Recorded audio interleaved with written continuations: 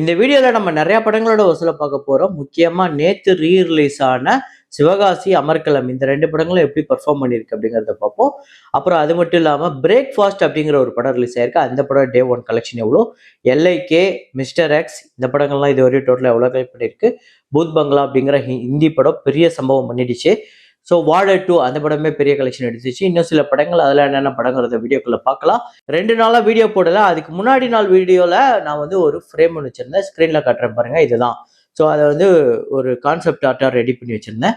நெறைய பேர் சரியான பதில் சொல்லியிருந்தீங்க. ஆமாங்க, பம்பாய் அப்படிங்கிற படம் தான். ஸோ அதுல வரக்கூடிய ஃப்ரேம் தான் அது.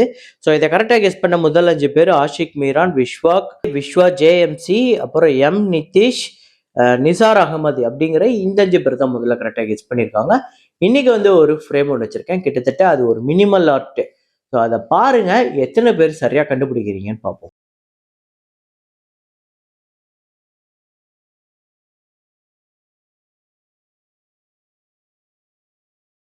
ஒரு 2 நாளா வீடியோ போடல நம்ம. அதுக்கு முதல் ரீசன் முதல் நாள் ரீசன் ஓட்டு போட போயிருந்தேன். அதுவும் நான் இருந்த இந்த ஏரியால கிடையாது, பக்கத்து சந்துல இல்ல இந்த ஏரியா கிடையாது. ஒரு 60 கிலோமீட்டர் என்னோட பழைய அட்ரஸ் அங்கதான் இருந்தது. அங்க போய் ஓட்டு போட்டு வர ஒரு சூழ்நிலை ஏற்பட்டுச்சு. செம்ம டிராஃபிக், செம்ம வெயில். நான் பாட்டுக்கு கிடைக்கிற இடத்துலலாம் ஜூஸை குடிச்சிட்டேன். அடுத்த நாள் ஃபீவர்னு படுத்து பயங்கர ஹை ஃபீவரு. எந்திரிக்கவே முடியல. ஒரு 4 பாட்டில் ட்ரிப்ஸ் ஏற்றி இன்னைக்கு ஓரளவுக்கு எந்திரிச்சு நின்று வீடியோ பண்ற அளவுக்கு, அதுவும் மத்தியானத்துக்கு மேலே தான் இதையே நான் பண்ண ஆரம்பிக்கிறேன். வழக்கமாக காலையில் ஆரம்பிக்கிறது. அதனால தான் லேட்டாக வருது வீடியோ. ஸோ இப்போ வசூலுக்குள்ள போயிடலாம். ப்ராஜெக்ட் ஹேல் மேரி இந்த படம் நேற்று 30வது நாள் இந்தியாவில் 40 லட்சம், டோட்டலாக இந்தியாவில் 84 கோடி 22 லட்சம். உலகம் முழுக்க இந்த படம் $580 மில்லியன் வந்து கலெக்ட் பண்ணியிருக்கு. சூப்பர் மேரியோ கேலக்சி மூவி இதுவரையும் இந்தியாவில் டோட்டலாக 9 கோடி 88 லட்சம். வேர்ல்டு வைடு $777 மில்லியன் வந்து கலெக்ட் பண்ணியிருக்கு. லீ குரோனின்ஸ் த மம்மி இந்த படம் நேற்று 8வது நாள் இந்தியாவில் 1 கோடியே 90 லட்சம். இந்தியாவில் டோட்டலா 20 கோடியே 83 லட்சம். வேர்ல்டு வைடு $49 மில்லியன் கிட்ட கலெக்ட் பண்ணியிருக்கு. இந்த படத்தோட பட்ஜெட் $22 மில்லியன். அப்புறம் மைக்கேல் ஜாக்சனோட பயோபிக்கான மைக்கேல் அப்படிங்கிற படம் நேற்று ரிலீஸ் ஆயிருக்கு. இந்த படம் டே 1 இந்தியாவில் 6 கோடியே 60 லட்சம். டே 1 ஒரு பெரிய ஓப்பனிங்கே வந்திருக்கு. வேர்ல்டு வைடு $31 மில்லியன் வந்து கலெக்ட் பண்ணியிருக்கு. இந்த படத்தோட பட்ஜெட் $200 மில்லியன். இந்தியாவில் இதோட பெரிய நம்பர் இன்னைக்கு வரதுக்கு வாய்ப்பு இருக்கு. அதாவது 7 கோடி 8 கோடி கிட்ட கூட வரதுக்கு வாய்ப்பு இருக்கு. துரந்தர் 2 நேத்து 37வது நாள் இந்தியாவில் 1 கோடியே 84 லட்சம், உலகம் முழுக்க 2 கோடியே 9 லட்சம். 1349 கோடியே 22 லட்சம் இந்தியாலையும், 1771 கோடியே 63 லட்சம் உலகம் முழுக்க வசூல் பண்ணியிருக்கு. பட்ஜெட் 250 கோடி. பூத் பங்களா நேற்று 8வது நாள் இந்தியாவில் 6 கோடியே 95 லட்சம், ஓவர்சீஸ்ல 1 கோடியே 65 லட்சம், உலகம் முழுக்க 8 கோடியே 60 லட்சம். 107 கோடியே 81 லட்சம் இந்தியாலையும், 37 கோடியே 57 லட்சம் ஓவர்சீஸ்லயும், 145 கோடியே 38 லட்சம் உலகம் முழுக்க வசூல் பண்ணியிருக்கு. 120 கோடி பட்ஜெட். அப்புறம் டக்காய்ட் அப்படிங்கிற படம் நேற்று 15வது நாள் ஆந்திரா தெலுங்கானால 35 லட்சம், உலகம் முழுக்க 48 லட்சம். டோட்டலா 29 கோடியே 63 லட்சம் ஆந்திரா தெலுங்கானாலையும், 56 கோடியே 68 லட்சம் உலகம் முழுக்க வசூல் பண்ணியிருக்கு. 60 கோடி பட்ஜெட். அப்புறம் வாழை 2 நேற்று 23வது நாள், அதுவும் முக்கியமா நேற்று தெலுங்குல ரிலீஸ் ஆயிருக்கு. இந்த படம் கேரளால 1 கோடியே 22 லட்சம், ஆந்திரா தெலுங்கானால 84 லட்சம் நல்ல ஓப்பனிங் வந்திருக்கு. ரெஸ்ட் ஆஃப் இந்தியாவில் 11 லட்சம், ஓவர்சீஸ்ல 28 லட்சம், உலகம் முழுக்க 2 கோடியே 45 லட்சம் வந்து கலெக்ட் பண்ணியிருக்கு. 119 கோடியே 47 லட்சம் கேரளாலையும், 84 லட்சம் ஆந்திரா தெலுங்கானாலையும், ரெஸ்ட் ஆஃப் இந்தியாவில் 12 கோடியே 29 லட்சம், ஓவர்சீஸ்ல 89 கோடியே 51 லட்சம், உலகம் முழுக்க 222 கோடியே 11 லட்சம் இந்த படம் வந்து கலெக்ட் பண்ணியிருக்கு. 10 கோடி பட்ஜெட். செம்ம கலெக்ஷன் எடுத்துருச்சு. இன்னும் எனக்கு தெரிஞ்சு இன்னைக்கே வந்து இண்டஸ்ட்ரி ஆகிறதுக்கு மோஸ்ட் பாசிபிலிட்டிஸ் இருக்கு. ஏன்னா ஆல்ரெடி தொடரும் படத்தோட கலெக்ஷனை பிரேக் பண்ணியாச்சு. இப்போ வந்து லோகா சாப்டர் 1 சந்திரா இந்த படத்தோட கலெக்ஷனை தான் இந்த படம் வந்து பிரேக் பண்ணணும். இன்னைக்கு பண்ணிடும். மோகினி ஆட்டம் அப்படிங்கிற படம் ஆக்சுவலா டே 1 ரொம்ப சுமாரா இருந்தாலுமே அப்கமிங் டேஸ்ல இந்த படம் செம்ம கலெக்ஷன் எடுத்துச்சு. டே 15 1 கோடியே 10 லட்சம் கேரளாலையும், 1 கோடியே 65 லட்சம் உலகம் முழுக்க வசூல் பண்ணியிருக்கு. 16 கோடியே 48 லட்சம் கேரளாலையும், 25 கோடியே 37 லட்சம் உலகம் முழுக்க வசூல் பண்ணியிருக்கு. 6.5 கோடி பட்ஜெட். பள்ளி சட்டம்பி அப்படிங்கிற படம் டே 11 கேரளால 32 லட்சம், உலகம் முழுக்க 42 லட்சம், 16 கோடி 23 லட்சம் உலகம் முழுக்க வசூல் பண்ணியிருக்கு. அப்புறம் எல்ஐகே பிரதீப் ரங்கநாதன் அவர்களோட எல்ஐகே நேற்று 15வது நாள் தமிழ்நாட்டில் 50 லட்சம், உலகம் முழுக்க 63 லட்சம், 34 கோடியே 59 லட்சம் தமிழ்நாட்டிலையும், 62 கோடியே 1 லட்சம் உலகம் முழுக்க வசூல் பண்ணியிருக்கு. 80 கோடி பட்ஜெட். அப்புறம் மிஸ்டர் எக்ஸ் ஆர்யா அவர்களோட படம் நேற்று 8வது நாள் தமிழ்நாட்டுல 24 லட்சம், உலகம் முழுக்க 33 லட்சம். 4,43,00,000 தமிழ்நாட்டிலையும், 7,23,00,000 உலகம் முழுக்க வசூல் பண்ணியிருக்கு. 25 கோடி பட்ஜெட்.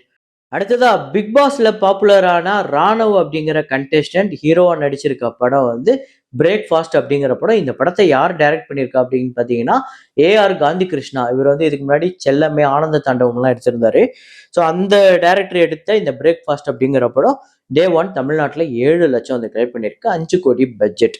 எலெக்ஷனுக்கு அடுத்த நாளே ரிலீஸ் ஆன ரீ-ரிலீஸ் திரைப்படங்கள்ல சிவகாசி நேத்து முதல் நாள் வசூல் எவ்வளவு அப்படின்னு பார்த்தீங்கன்னா டே 1 தமிழ்நாட்டுல 12 லட்சம், இந்தியால 14 லட்சம். ரொம்ப கம்மியான ஷோஸ் தான் இருந்தாலும், இதுக்கு முன்னாடி விஜய் அவர்களோட ரீ-ரிலீஸ் திரைப்படத்தை கம்பேர் பண்ணும்போது இது ரொம்ப ரொம்ப சுமாரான ஒரு வசூல் தான். Maybe second day, third day எப்படி இருக்குன்னு பார்ப்போம். அப்புறம் அஜித் அவர்களோட அமர்க்களம் இந்த படமே நேத்து ரீ-ரிலீஸ் ஆயிருக்கு. இந்த படம் டே 1 கலெக்ஷன் எவ்வளவு அப்படின்னு பாத்தீங்கன்னா 14 லட்சம் தமிழ்நாட்டிலையும், இந்தியால 16 லட்சம். ரீ-ரிலீஸை பொறுத்தவரை அமர்க்களமையும் சிவகாசியும் கம்பேர் பண்ணும்போது சிவகாசியோட அமர்க்களம் அதிகமா இருக்குன்னா கிட்டத்தட்ட ஒரு 70 ஷோ கிட்ட அமர்க்களம்க்கு தான் அதிக ஷோஸ் கிடைச்சிருக்கு சிவகாசியை விட. ஸோ அப்படி கம்பேர் பண்ணும்போது கிட்டத்தட்ட ரெண்டுமே ஈக்குவலான ஒரு கலெக்ஷன் தான் எடுத்திருக்கு. கண்டிப்பா வரப்போற நாட்கள்ல இந்த ரெண்டு படத்துல எது அதிக கலெக்ஷன் எடுக்குதுன்னு பார்ப்போம். நீங்க வந்து 1 இயர் ஆஃப் தொடரும் மோகன்லால் அவர்களோட இந்த படம் தான் முதலா கேரளாவோட வசூல்லே 100 கோடியை கடந்த முதல் படம். இப்ப அதை நோக்கி 2 படம் வந்திருக்கு. ஸோ ஆனா விதை போட்டது தொடரும் தான்.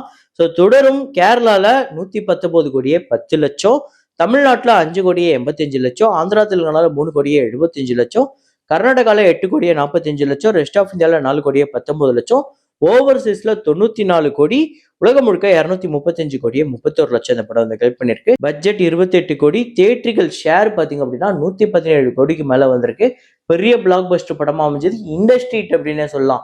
ஏன்னா கேரளால ஹையஸ்ட் கிராசரா அமைஞ்சு இண்டஸ்ட்ரீட் திரைப்படமா அமைஞ்சு. ஸோ இந்த படம் உங்க எத்தனை பேர் ஃபேவரட் அப்படிங்கிறத கமெண்ட்ல போடுங்க. அப்புறம் நேற்று வீடியோ நம்ம போடல.